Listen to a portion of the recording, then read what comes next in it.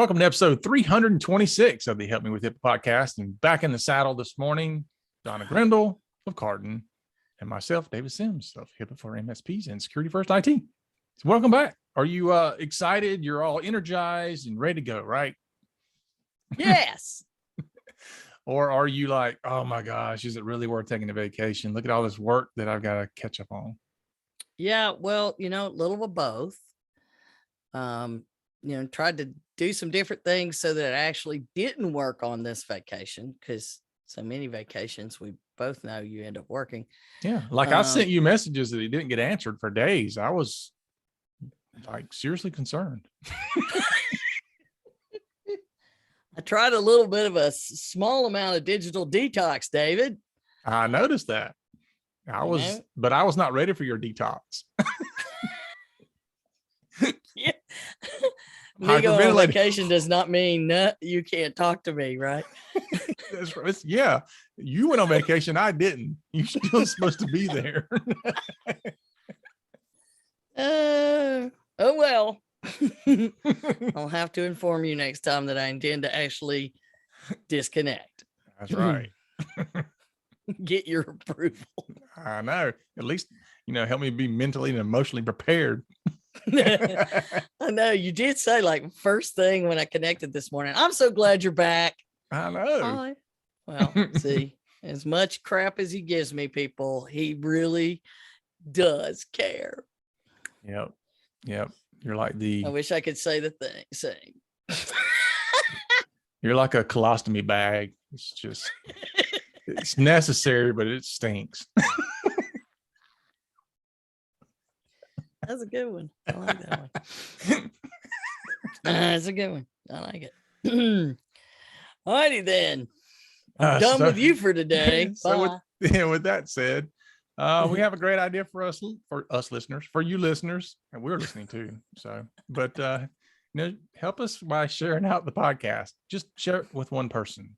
Yeah, one person. Spread it to one person. Yeah, there's a lot of competition out there now, and it's getting harder for us. And we don't have all that promotional skills. Yeah, there's that. But and always thanks to our donors. We appreciate your support as always, and very much so. If you would like to be one of those that donates to the cause, you can do so at helpmewithhipaa.com. Indeed. All right. So, you ready to dive in? Yeah, as best as we can. All right. We'll start with the HIPAA Say what segment. This one's funny. So, working remotely, still a thing, right? Yeah. Employees working from home. We talked about this when it first happened, that we're going to see a lot of problems we were not ready for. I guess is a good way to put it. So what did you find here? Well, apparently there's a new study that came out. HP did a study. IT leaders facing backlash from remote workers over cybersecurity measures, according to this HP study, was the headline at Threat Post, where I picked this one up. And this study, here were the two amazing quotes for me, for us to use to remind people that, yes, more people are working from home, but that doesn't make HIPAA go away. It still lives in your house, because the 2 points in this article, I haven't read all of the study. This is from the article, but I'm going to go read the study. But anyway, more than 30% of workers under the age of 24 admitted to outright bypassing certain corporate security policies to get work done. Okay. And then the other one was researchers found that 39% of respondents did not fully know what their organization's security policies are, which is causing 83% of all the IT workers surveyed to call remote work a, quote, ticking time bomb for data breaches. Mm-hmm. And I mean, you know that, but when you see the numbers, Yeah. But I always think these numbers are conservative, honestly. well, some of them maybe, but others may be overblown. Yeah, but okay. I do think it's interesting that they pointed out an age. 30% of workers under the age of 24. Yep. Which gives you some type of information to look at. So if you're hiring people, you have people that are of the younger age persuasion. Persuasion. Not like Donna. Or David. You're in the second half of your century, buddy. I am. They're but outright bypassing security to get stuff done. Nothing new. We see this all the time.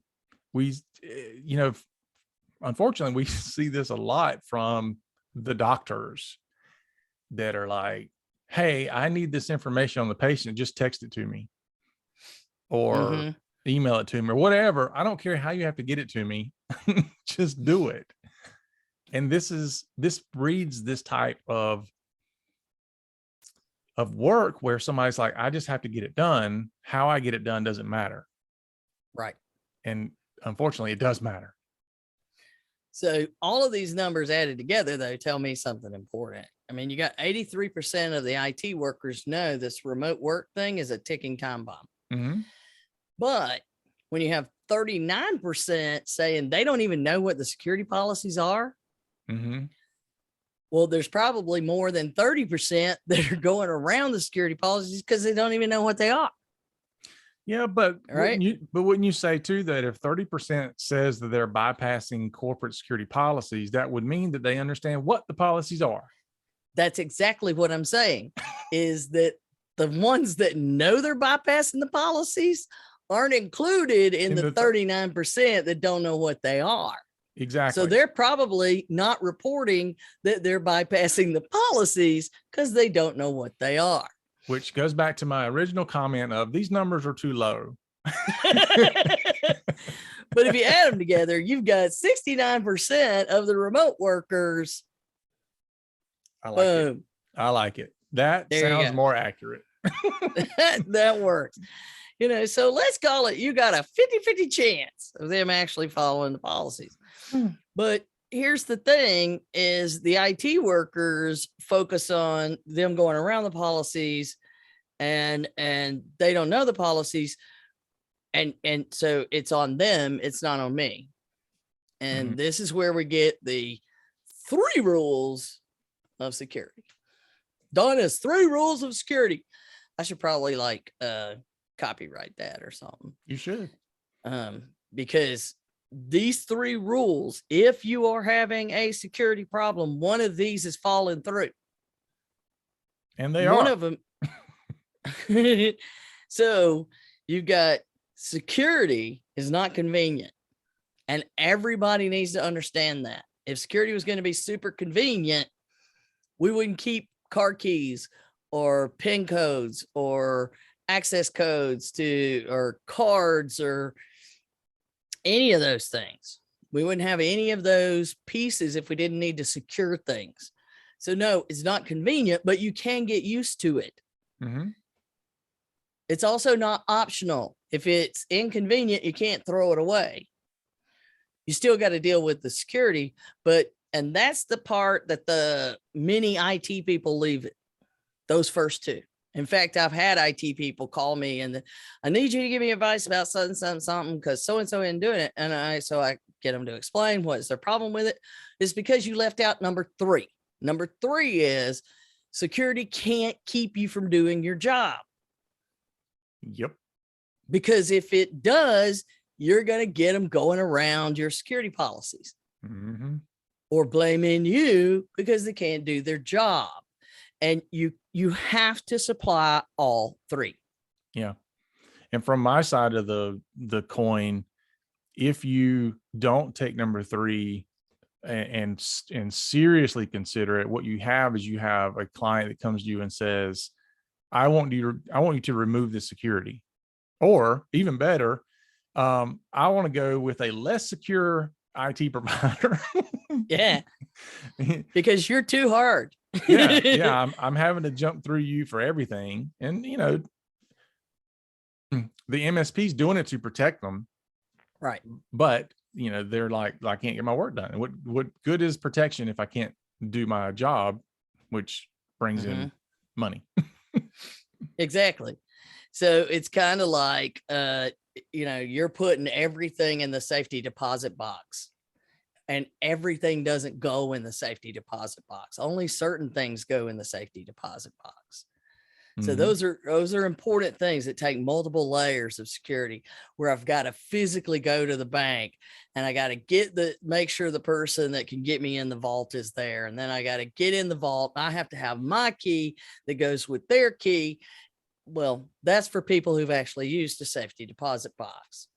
But the bottom line is that for people who are working from home, you don't get to throw away security because they can't enforce it on you.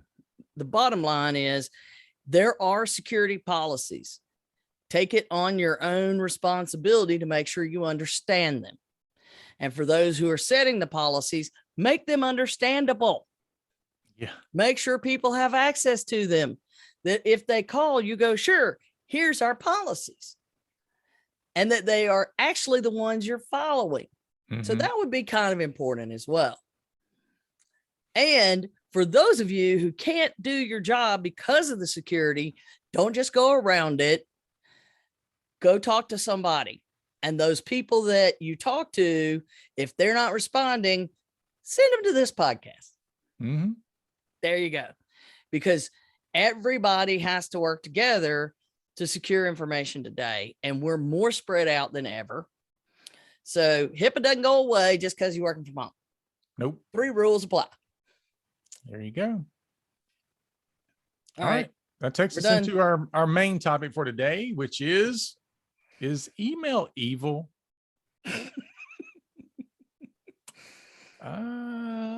Maybe. Yeah, probably. I did, evaluate the title for a while when I was coming up with this idea. And, should we worry about email more or less, or no, just is it evil or not? Even if you're not getting phished, even if you're not getting anything malicious, it's still such an evil place. It is the bearer of tasks. Yeah. It is everybody's junk. Yeah. Yeah. It's everybody's way of trying to get me to do something for them.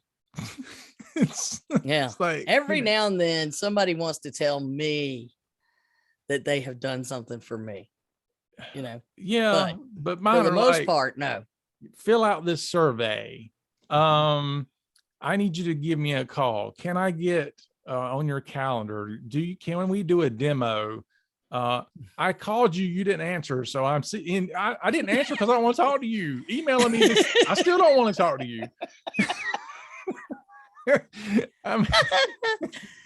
It's just, that's my typical day in my inbox. And it shocks me how many times I tell people, do not email me things that are important, because sometimes I don't check my email for the entire day. Yeah. And I'll check my email, on a Tuesday, and somebody sent me something Monday morning that's like, I really need this. I'm like, it's a day later now. What do you still need it? Yeah. That's when you need to send me an email, leave me a voicemail, send me a text message, and call and leave me a message with somebody else at work. Yeah. And possibly call his wife, people. You may need to do that. Some people do that as well. But yeah, email is not the way to get in touch with me if you have anything that is of any priority. Email is kind of like, I'm mailing you a letter. I don't know when you'll get it or when you'll read it. And it's not that important, except that you just get it and read it at some point. I need you to have this. It's electronic mail. and I Yeah. treat it as if like it's mail. So let's talk about well, first of all, I came up with this because I knew David would go on a rant. Thank as you. proven already. Thank you very And much. when I ask him, have you read the notes? Normally he'll add something in. He's like, yep. Define he didn't read. have to go into. So, but this episode comes out on the last day of National Cybersecurity Awareness Month, or CSAM, as you can call it. The Do Your Part, Be Cyber Smart, Fight the Fish Week. So this whole week, it's been stuff about phishing, and we talk about phishing all the time. If you aren't dealing with phishing tests in your company, you need to be. Yeah. I mean, it's it's there, and there are plenty of resources that are coming out that are part of the Cybersecurity Awareness Month, and we'll have links to them here that you can use. And by the way, you can use them after October. Yeah, maybe we'll discuss in a future episode of how I paid a professional to fish my employees and how that turned out. Yeah, social engineering is amazing. We're probably going to be talking about that. Oh, I don't know, next week or the week after. Soon. We're going to be talking about that. And a little bit of pushback you get after you do it. But the thing is that phishing is so easy to do. It's so easy to do. If it wasn't easy to do, we couldn't do phishing tests and go, that's so easy to do. And the minute that you click on it, that's when problems start. So it doesn't require those super nerdy, geeky tech skills to fish somebody and lure them into giving up credentials or any of these other things. What it takes is a unaware, uneducated person on the other end that is not prepared to defend against it. Mm-hmm. And so keep that whole, I've overclicked kind of thing going. And these reports that came out to me gave us the statistics, because I'm a data nerd. And so these reports came out, and Proofpoint, commission one by Ponemon, and when they do it, it's always good. Ponemon is very thorough. I've seen him speak and him talk about the detail he spends on exactly how the question is asked to make sure that he gets the most accurate information. And he's a teeny little man. Anyway, and that picture that is very old. So here are some of the pain points in their cost of phishing study. This is why to me, email is evil right away when you read these things, because it points out the cost of phishing more than tripled since 2015. Mm-hmm. So that doesn't mean we're buying phishing for more. It's that we're having to spend more because we're being phished. And of course, the most time-consuming task to resolve attacks is cleaning and fixing infected systems, or the forensics investigations. When it happens, you've got to go figure it out. Once you fall for a phishing campaign, somebody's got to go figure out what happened when you were phished, because you don't know how bad it is. Yep. And it's a huge hit on employee productivity, because either they're out of their email. Well, usually they can't get in their email and do anything, because we have to preserve that, figure out what happened. And also you have to invest in somebody who knows how to figure out what happened, which is another big thing. The average annual cost of phishing in 2015, they estimated, was at $3.8 million. Annual cost phishing hitting us. 2021, so 6 years later, 14.83 million. That's a nice raise. So that's annual. Yeah. So that's by this year. So it's insane. And the productivity losses go from 1.8 million to 3.2 million. So clearly it is a serious impact to us, and phishing has to be dealt with, and it is evil. It is evil. Yeah. And then we add to those numbers. And this one is the insider report, which I was going to do a separate episode on, and we may still do, because you know how we worry about insiders. But Egress, their insider data breaches, right out of the gate, like page 1, it starts telling you how email is the riskiest channel for communication. Oh yeah. Well, how? So I thought you would appreciate this first chart I pulled out of there. Yeah. I do wonder though, should we be, now here's how we do it. I'll give a secret away. William, you can turn off the episode now. We have pulled all of our internal communication out of email. So we don't, and we don't use internal emails anymore. And I know that a lot of organizations, maybe most organizations, still do that. But I think it's very beneficial to start looking at things like Google Chat, Microsoft Teams, Slack. I mean, you name it. But having those as your way to communicate with your staff and pull all that away from email. Well, and that does help, and definitely something I put in the next part of what we're talking about, David. It's because I know you're getting there. A segue.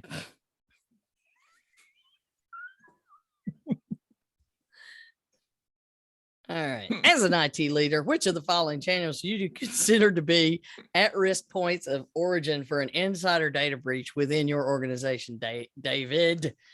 And they gave you the options of SMS, physical data storage, databases, servers and networks, or email. Which would you choose? Email. Email. I mean, by a substantial number, 64% of IT leaders picked that as number 1. Yeah. So it was, they let them rank them, and, next after that is servers and networks. That's at 40%. I mean, so if we solve the email problem, we're solving a big thing. And it says, IT leaders clearly recognize email as a problematic channel. I would call it problematic. That's, again, a conservative phrase, but it's fast, familiar, productive, and going nowhere. That means it's not a simple problem to solve, as evidenced by the failure of traditional email data loss protection solutions to stop breaches. So, I mean, this has been around forever. We can't fix it with technology. It requires people. It's also important to point out that every so often you hear somebody say email's dead or email's dying. It's going away. Oh my God. There's the email killer app. Yeah, has not been, nor do I see anything coming even on the horizon that will take the place of email. So it's a problem you have to solve for. Now there are procedures and policies that can solve for it, but it's not going to be a shift in technology. Well, and that's here in the next little thing. Have you, the IT leader, experienced a serious data breach from the following incident? Human error. 84%. Employees breaking rules. We just talked about that. Yeah. So if you can get rid of humans in your business, you've got a pretty good chance of not having a problem. Phishing attacks, and then a malicious leak. So pretty much the malicious leak was at the bottom of what 66% had said they experienced a malicious leak. That's still high. That's way too high. But intentional malicious, I'm having trouble. IMB. Yeah. Intentional malicious behavior. And so when they look at what are you most concerned about, it's pretty much across the board, equal. Mm-hmm. I mean, intentional malicious behavior is at 28%, while phishing attacks at 27%. And then breaking security rules and human errors at 21 is what they're most worried about. And that would vary based on your scenario, the number of people, the type of organization. But I don't understand the 3% that said they don't know. I don't know what I'm concerned about. I'm done. I don't know which one I worry about. It's called being paralyzed by fear.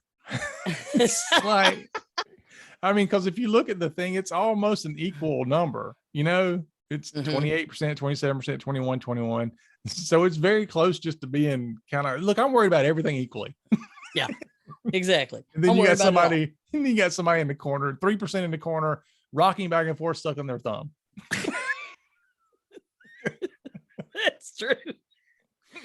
So, but like right away, this was the thing that got you when you saw this. This was the only thing you immediately talked to me about in this show notes. That employees are split. Basically, they claim 55% say they received a phishing email in the last 12 months. Okay. What does that mean about the other part? Yeah, I have to call something on this one, because 41% of employees said that they've not received a phishing email in a year. I don't make it a day without getting one. You're telling me in a year you haven't gotten one. I say you don't know what one looks like. Well, there's a small number where email is only within the company. Okay, so I could take those, but very few people actually use email and don't get, I mean, that's just, I'm sorry. No, I'm with you. 4% say don't know. I trust the 4%. Yeah, because the ones that say no, that means they don't know. Mm-hmm. It's called confident incompetence. So what we're saying is that 45% of the people are the reasons that we're having the phishing data breaches. Yeah. Right. Uh-huh. So you basically saying you got a 50-50 chance every email that goes in front of an employee. Could it be the last one? It just takes one click before you go down. Yeah. And this report, it also had some other interesting points, and in case we don't get back to the insider thing, that basically just adds to everything else we've talked about. They ask employees who has the greatest responsibility for securing information and data in the workplace.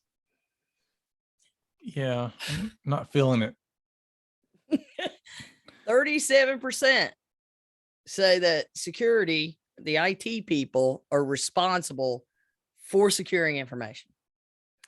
8% say that my line manager is. 12 say employees are. 13 say C-suite, and then we have 30% with the right answer. Everyone equally. Yeah. So you've got everyone's responsibility. 60% of your organization, 70% of your organization is not on the same page here. No. So if you say it's anybody's responsibility besides yours, and that it's also not IT's responsibility, because you can't say it's not theirs, that it's just the employees. Mm-hmm. You've got to have all the pieces working together. You have to have leadership pushing that how important this is, and setting the example and creating the culture. And then employees have to follow the freaking policies and work with IT, who needs to work with the employees to make sure that this is happening. Yeah. Yeah. A lot of these problems too come back to employees saying, I'm just doing my job. It's up to you to protect me. I can do whatever I want. It's up to you, IT, to protect me for myself. Yeah. Well, then we take away all of those cool tools that you now have. That's our only option. Well, that's kind of where we've gotten to, right? We've come down to a zero trust architecture that, everybody's trying to push out. And a big part of that isn't because the threat is so much higher, which it is, but the big part of it is because the users think it's not their problem. Yeah. Not my problem. Not my problem. Yep. Oops, not my problem. I gotta go. I got a long weekend planned. See you, bye. Yeah. Why can't I install that? Well, because you think it's IT's problem. Yeah. That's why you can't install it. But here's the one that, and we work with law firms and stuff. So you'll understand why I was like, oh, crap. If an employee leaves, don't assume that they know they shouldn't take data with them. Mm-hmm. When asked, employees were asked, if a person moves to a new job, should they be allowed to take data with them? Now, you would think this would be an easy answer. Yeah. You would think that the numbers wouldn't look like this. So basically 23% said flat out, yes, I should be able to take things with me. I created the data. I should be able to take it with me. Yeah. And 5% say they don't know. So I don't know. I'm still sucking my thumb, rocking in the corner. I don't know. Well, but those people are like, it depends. Who's asking? Who's asking? What's the deal?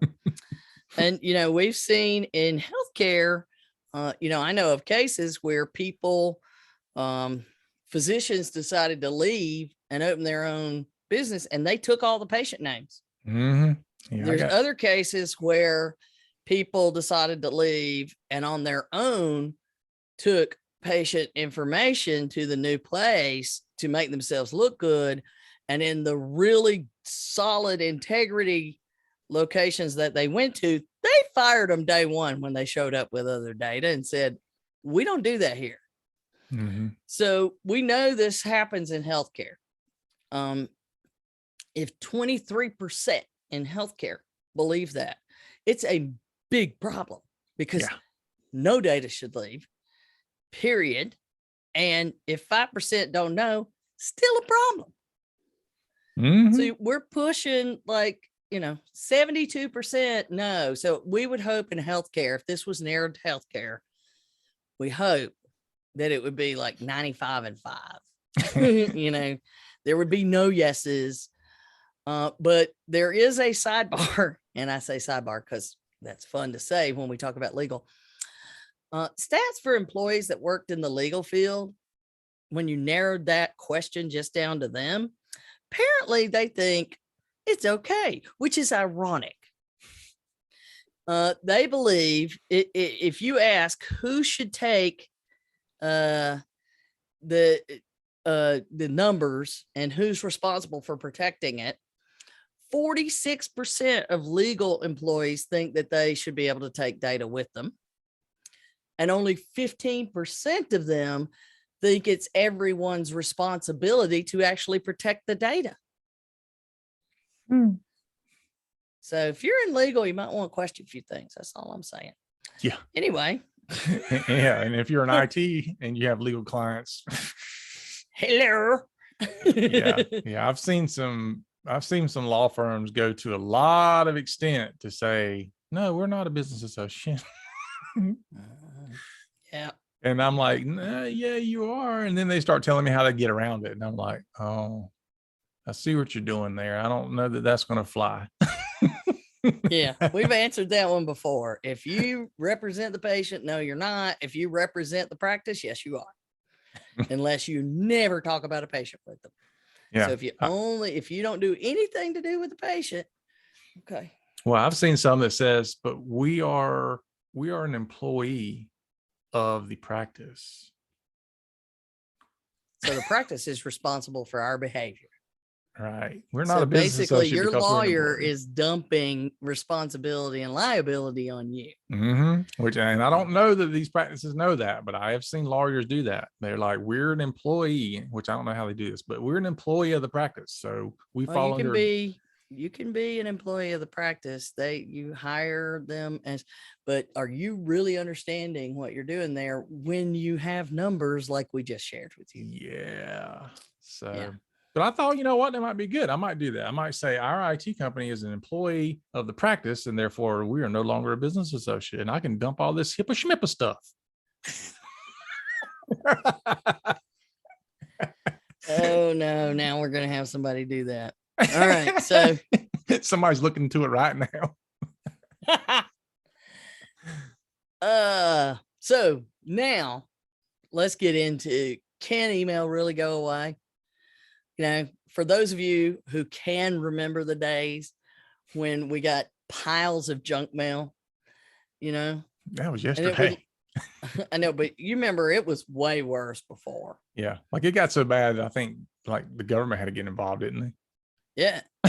to start to control it, because you were just getting, you know, you couldn't get everything. You couldn't get the things I really wanted in my mailbox because there was so much junk mail, as we call it.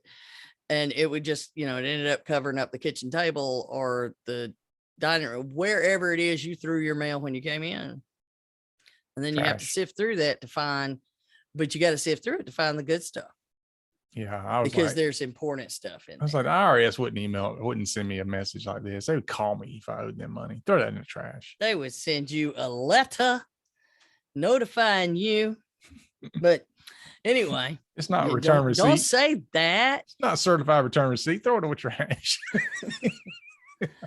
Just people, just know you get phone calls and a letter in the mail from OCR.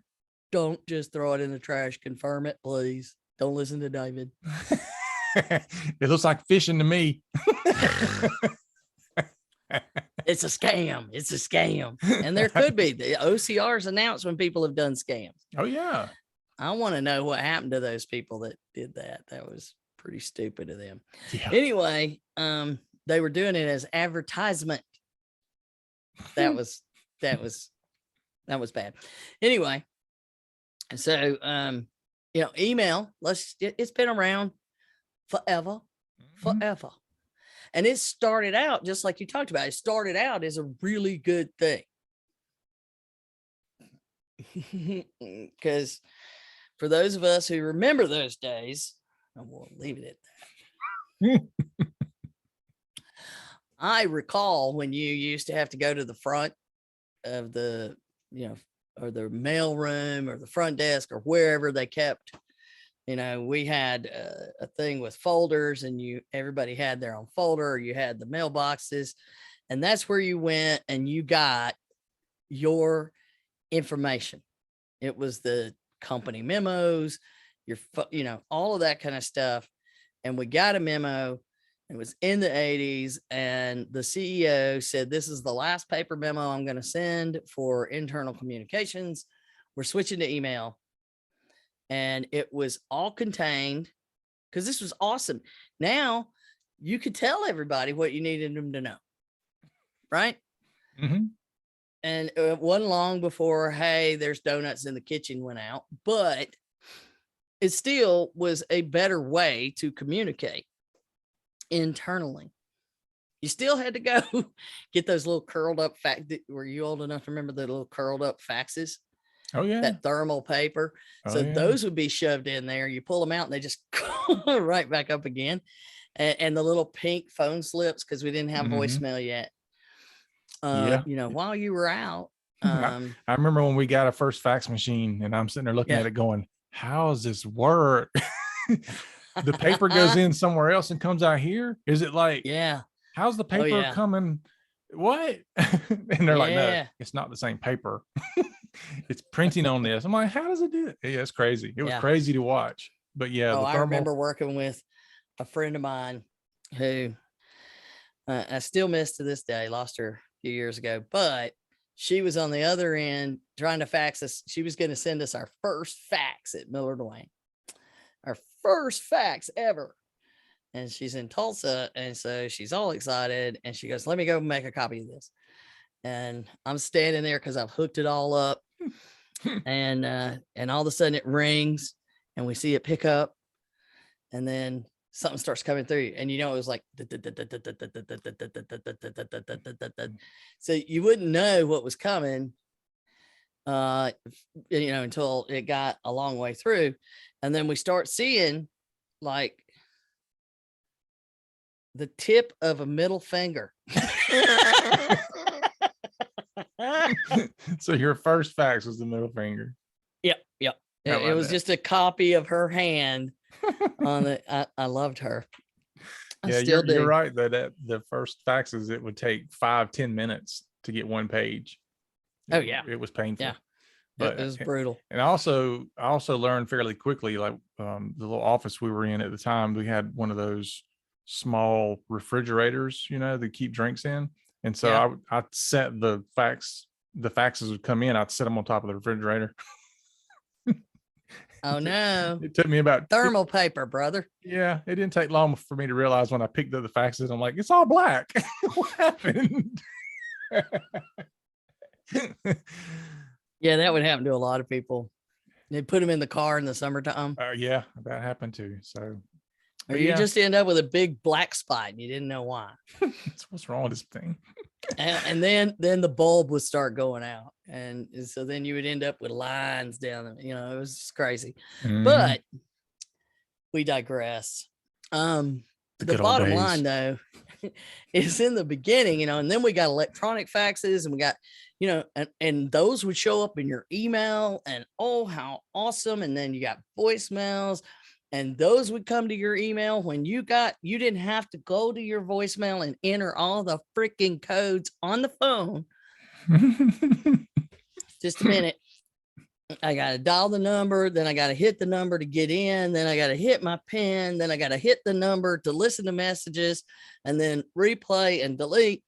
Okay. All of a sudden they just showed up in your email. I mean, that was great. It was awesome. So the problem today, though, is that like any other good thing, it gets beat up. The marketers got involved. As soon as marketing gets involved, it goes crazy. Well, there's that. And now there's just so many different ways to communicate. And you go back to the 24 and under. I mean, I remember watching some of these kids coming out of college and like they're a senior in college and somebody would be like, well, I emailed you about that job. Well, who looks at email? And now they're like, oh, I so get it. You got to look at email, but you never look at email until you're in business now. Yeah. So it is, we hate it. And at the same time, I'm like you. How many email killer solutions have you heard about? They come out all the time. There's at least a couple a year. This will be the end of email. Mm-hmm. No, it's not going to happen. No, but what's worse now is there's so many ways to communicate. Mm-hmm. You and I are working on stuff today, and you're like, well, where are you going to send it to me? Well, I got two different chat ways. I got the emails. I got, I could attach it to our Trello board. It's ridiculous. I could send it, as a text message. I could drop it off in a shared folder. It's insane how many ways we can communicate today. And we can't get rid of email. And the one reason why. Convenience. It's something everyone has. Mm-hmm. Everyone has it. And we still have pop. Oh my God. Do you remember when you I just don't even get me started on that. Do you remember when you learned what pop stood for? I do, because I came up with an acronym that I used to describe local ISP's tech guys, and they didn't Yeah. like it. They didn't like it too much. Because I asked them, they were at my business one time. This was back in the 90s. And I said, would you consider yourself like a technical response team? And they were like, yeah, we would. And I said, so you would consider yourself like a point of presence technical assistance response team? They're like, dude, that's amazing. I like that. I'm like, it makes a fantastic acronym. And they stopped and they're like, wait a minute. That spells Pop Tart.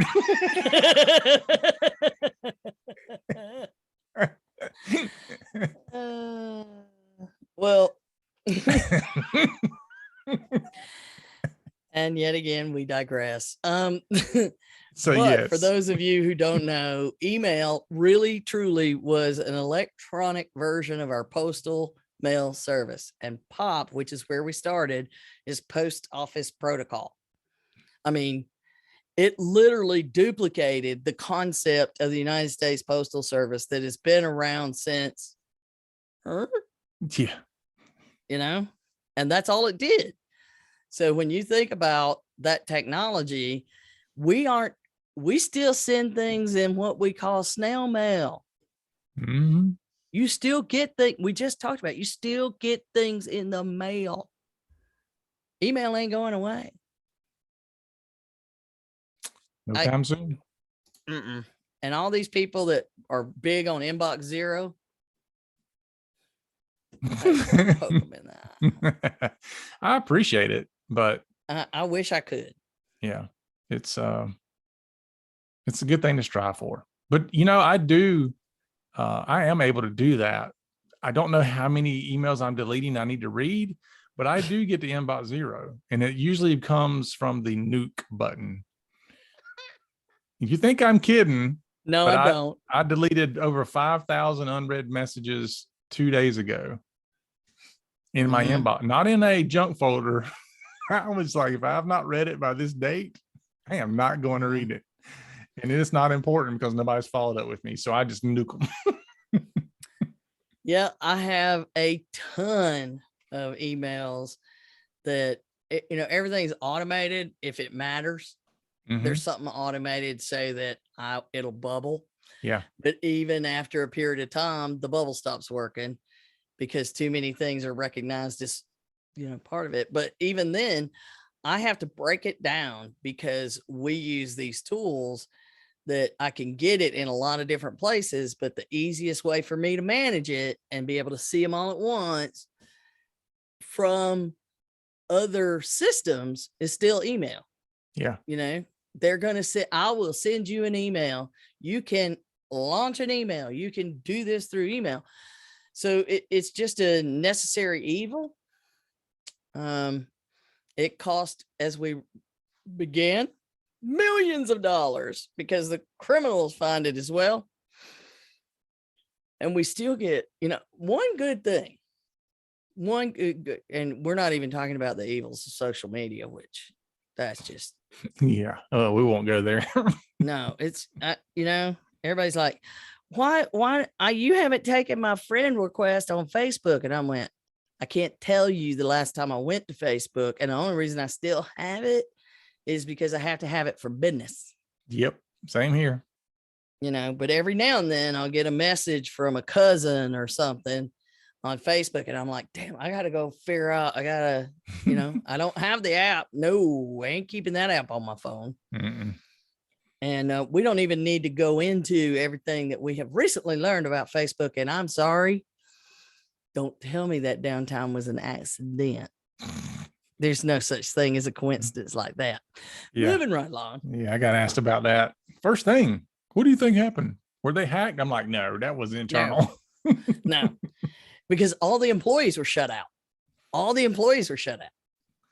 Yeah. That is what makes it big. Everything was narrowed down to very minimal access. Mm-hmm. Yeah. No, that shit doesn't happen. No. Anyway, very few, coincidences. Yeah, but not that kind of coincidence. Nah, some digital dust. Yeah. Anyway, yeah. I try to prove it, because see, that would be trying to prove a negative that they didn't do anything. Yeah, Mhm. no, not gonna happen. Okay, so email, Bad. evil or not, Evil. going away. No. Necessary evil. It is a necessary evil, like security. Like my wife. Oh, that's gonna hurt when she hears that. I love you, honey. Yeah, he just got excited. He got excited there at the end. He just got excited. So, but it did remind me of a Cold War joke we always used to hear and tell, is that, back then you always talked about nuclear apocalypse. Mhm. I think we'll end up with way other apocalypse than nuclear now, but that they always said that after that, the only thing that would be alive were roaches, the bugs. Let's be clear what kind of roaches we're talking about. Yeah. And Keith Richards of the Rolling Stones, he would still be around. And so we can add that the roaches and Keith Richards will be also emailing each other. Well, the roaches will. We don't know if Keith will figure it out. So but following all that will be the zombie apocalypse. So, and the hardest part about the zombie apocalypse will be me trying to contain my excitement. You're so ready. I'm so ready. I watched all the movies. I know how this works. So that's how we get to the end of the show for the day. That is it, folks. Thanks for listening. So remember to follow us and share us out on your favorite social media site if you even have one anymore. If not, smoke signals work. We'll take whatever we can get. Remember, send an email. Don't email me, please. So remember, for Don and myself, HIPAA is not about compliance or email. It's about patient care.